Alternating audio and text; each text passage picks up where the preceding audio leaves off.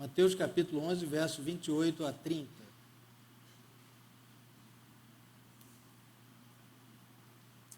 Vinde a mim todos os que estáis cansados e sobrecarregados, e eu vos aliviarei. Tomai sobre vós o meu jugo e aprendei de mim, porque sou manso e humilde de coração, e achareis descanso para a vossa alma, porque o meu jugo é suave e o meu fardo é leve. Irmãos, esse é um dos textos mais queridos aí dos evangelhos, entre o povo de Deus. Vinde após mim, que estáis cansados e sobrecarregados. É um chamado com 3 aspectos. Nós vamos meditar um pouco aqui.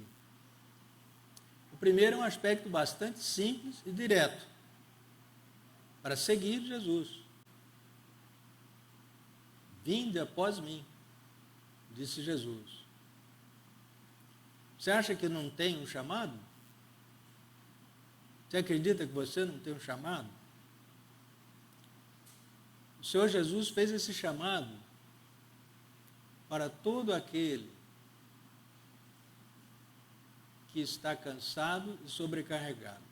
Não é um grupinho pequeno de pessoas que, dentre todo mundo que é tão feliz, né, tem um grupinho que está cansado e sobrecarregado.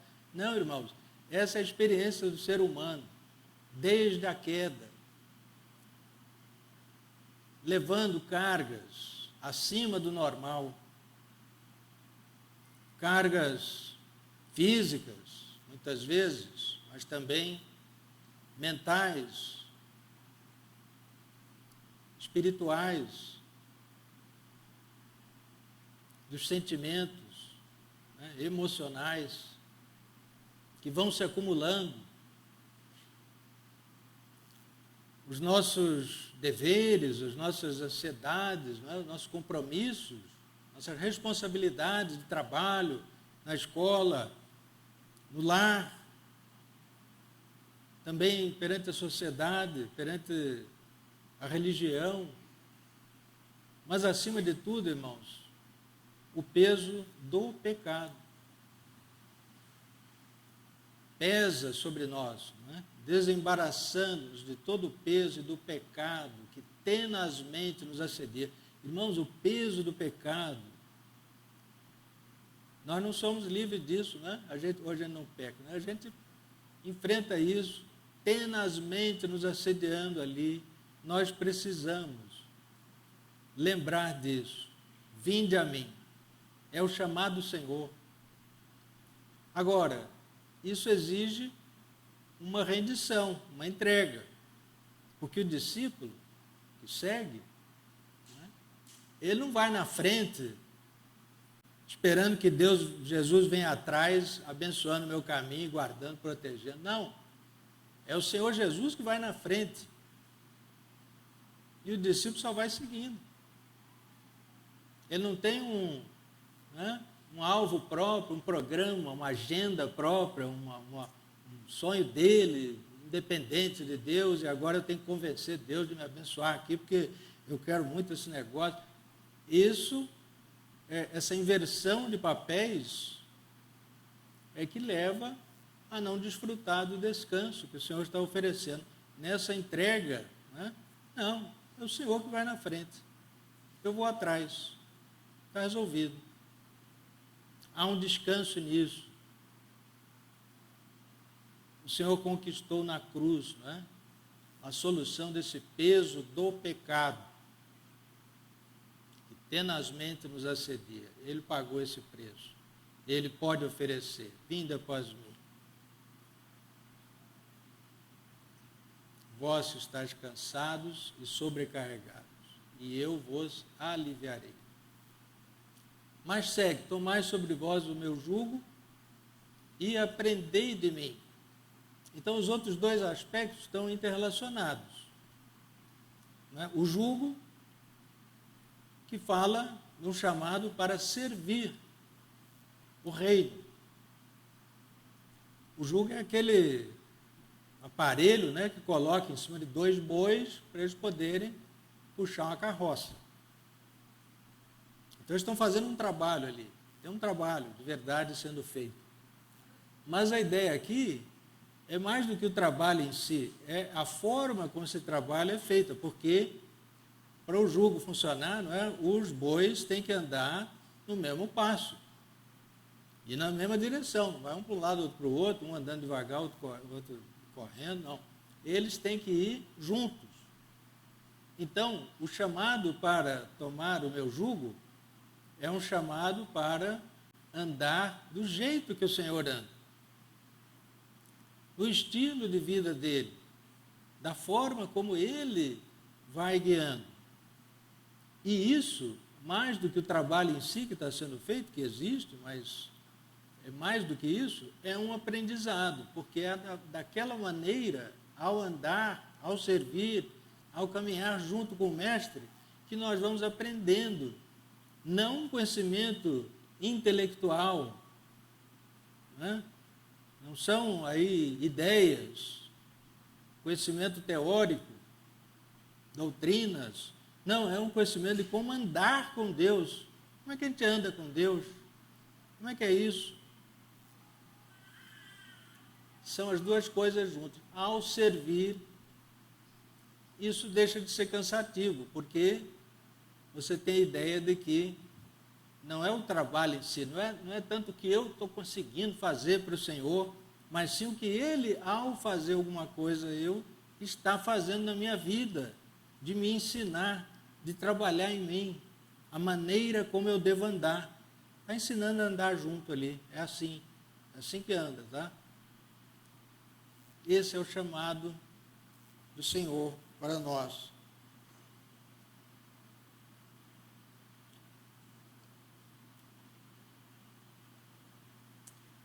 Nós temos que seguir. Como é que os discípulos faziam? Como é que funciona isso? Como é que eles seguiam o Senhor? Eles andavam com Jesus o tempo todo ali, né? Então eles faziam as coisas básicas, tipo comer, dormir, né? É importante. A gente tem que se alimentar, tem que descansar. O Senhor Jesus dormia. É porque Ele era Deus que não dormia, não posso dormir, tem muita coisa para fazer, tem o mundo inteiro para... Não, dormia. Aliás, Ele tirou uma soneca, não é? No meio de uma tempestade, no meio do mar. E os discípulos ali apavorados, né? Acordam que nós estamos afundando aqui, o Senhor está aí. Quer dizer, será que ele tem noção de a quem nós estamos seguindo? Estava tudo sob controle ali. Não precisa dizer para o mestre, olha como é que o senhor tem que andar, olha, cuidado aí, porque eu estou seguindo o Senhor. Não, nós estamos seguindo Jesus. Ele não precisa da gente dizer para ele como é que ele deve andar. Cuidado, porque vai acontecer um problema. Ele criou o mundo. Ele ressuscitou mortos. Ele mesmo ressuscitou.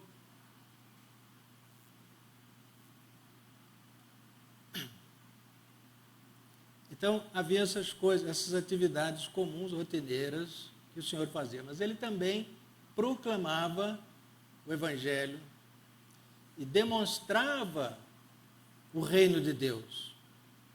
Não era só proclamação, né? Mas com atos, ia demonstrando aquilo que ele estava falando. O tempo todo. Estava sempre atento às oportunidades. Eu encontrava uma pessoa aqui, era o ministério. Enviou os discípulos para eles irem aprendendo a fazer isso também, né? 2 a 2, enviou lá 70.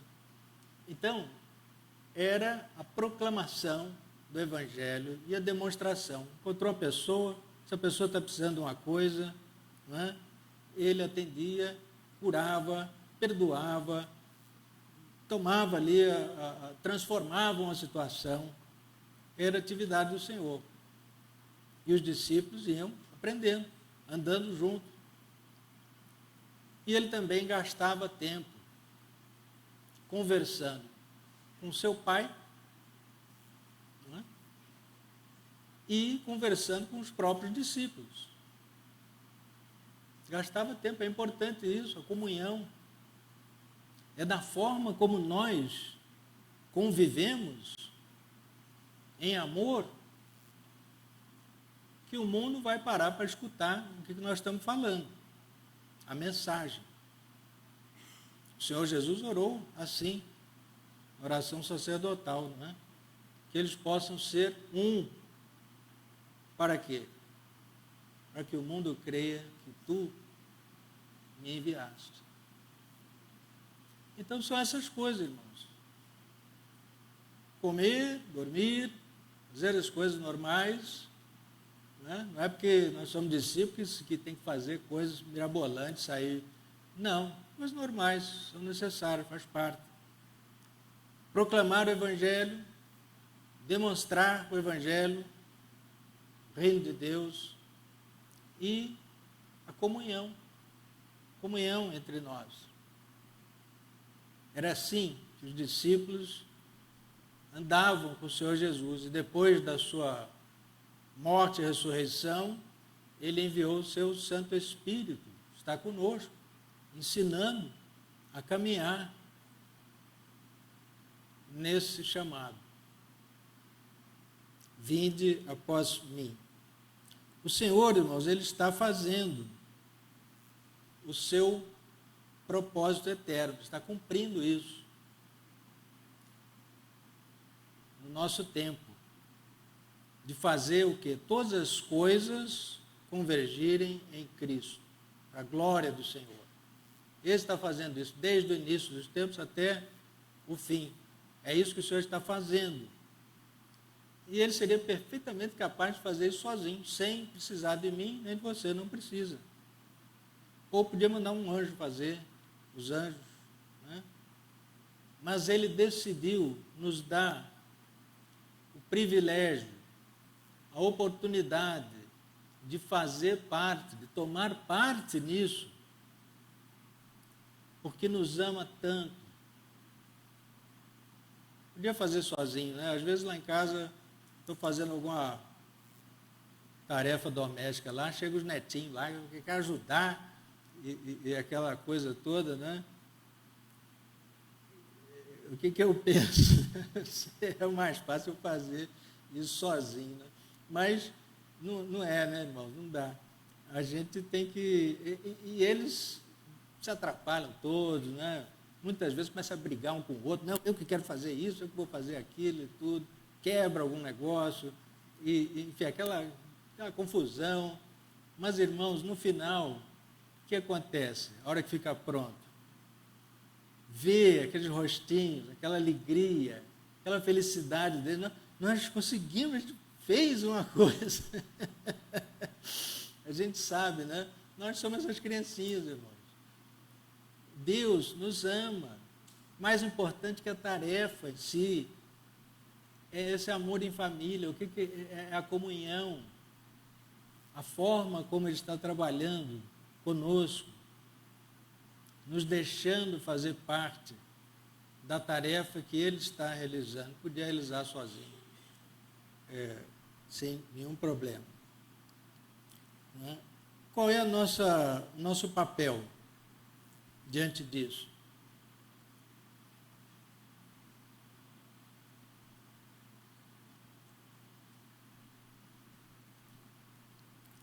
Nós temos que permanecer em Cristo. Se você já deu esse passo, você já é um seguidor de Jesus, já colocou diante dele o seu fardo, o pecado, já se dispôs a servir e a aprender a caminhar com ele. Então, nós temos que permanecer em Cristo. O texto que a gente leu no começo aqui: sem mim nada podeis fazer. Eu sou a videira verdadeira e vós os ramos. Aquele que permanece em mim dá fruto.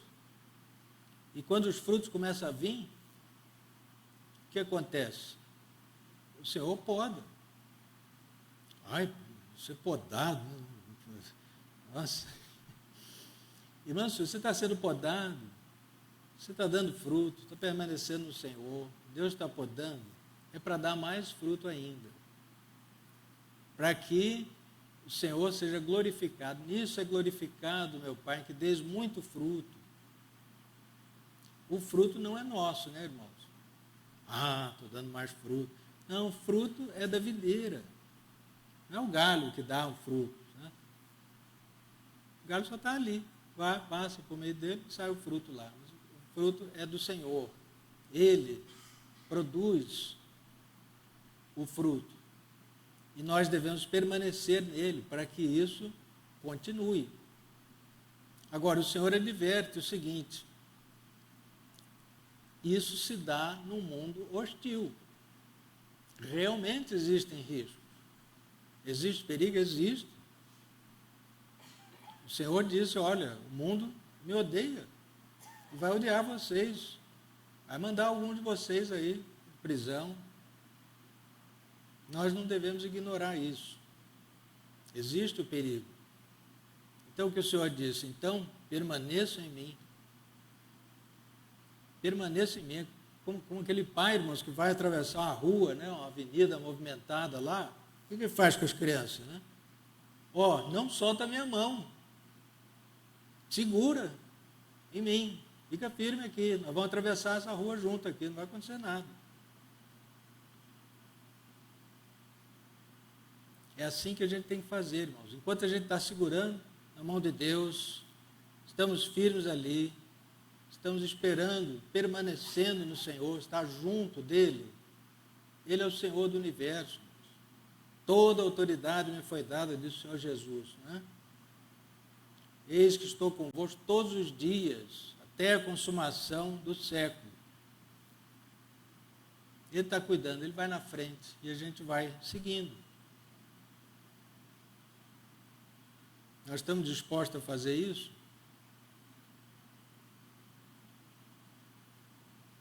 Estamos realmente entregando ao Senhor? O dia que eu fui dar o primeiro testemunho ali, naqueles ciganos, chegou na porta lá do lugar, os missionários disseram, eles não estão aí. Acho que não vai ter, porque quando o carro está chegando, a criançada já vem correndo. E era verdade, porque a gente viu nos outros domingos, nos outros dias, isso aí. Não chegou nenhuma criança, acho que não vai ter hoje. Aí eu pensei, meu pai, estou vendo do Brasil, já tinha passado 2 semanas de churrasco, de confraternização, Natal, Ano Novo, eu querendo, não viemos aqui, né? Eu quero começar a fazer o que a gente veio fazer aqui. E aí chego lá, os irmãos estão orando no Brasil, e aí chegou aqui, não vai ter, as pessoas não estão aqui para ouvir o testemunho. E graças a Deus, né, irmãos, porque a gente vê até nisso as orações dos irmãos, sabe? Eu gosto das coisas bem organizadinho, bem planejadinho. Eles já disseram, olha, irmão, já vem, fica frio aí, porque vai dar tudo errado, né? Depois, no fim, você vai ver que deu certo, mas vai dar tudo errado. Aqui não adianta planejar muito, não, porque as coisas vão mudando. Então, eu já estava, né? Assim, falei, pai, eu estou aqui. Isso aí é com o Senhor, certo? Não sei o que o Senhor vai fazer aí, o que vai acontecer, mas eu estou aqui, os irmãos estão orando lá, e não vai ter o testemunho. Aí eles estavam lá tentando perguntar o que houve e tal. Começou a chegar uma criança, chegou outra e tal. Ué, o que houve? Não, a gente mudou para aquela outra casa ali, está todo mundo lá esperando tudo. Mas olha, glória a Deus, né? Então, irmãos, a gente vai atrás do Senhor. Não é para a gente resolver essas coisas. Não é? Então, nós vamos chamar a equipe do louvor aqui, não é? Nós vamos cantar um hino. Um corinho, não é? Segura na mão de Deus. Enquanto a gente canta, irmãos,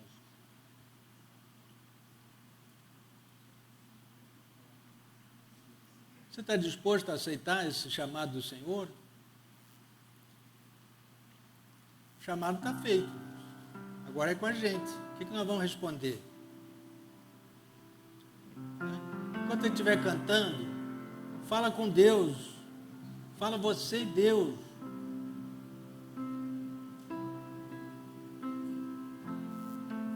Um dia a gente colocou aqui na Conferência Missionária de 2019, nossa vida diante do Senhor. Senhor, está aqui. O que o Senhor vai fazer? Eu não sei. Há um ano atrás não tinha a menor ideia de ir na Índia. E o Senhor vai fazendo coisas. Tem coisas para nós fazermos.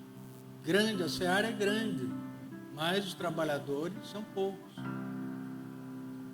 Rogai ao Senhor da seara que envie trabalhadores para a sua seara. Essa oração que a gente tem feito. Senhor, envia trabalhadores para a sua seara, aqui do nosso meio.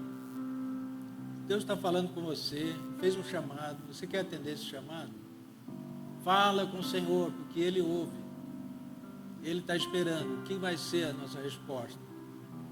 Enquanto a gente estiver cantando, fala no seu coração com Deus sobre isso.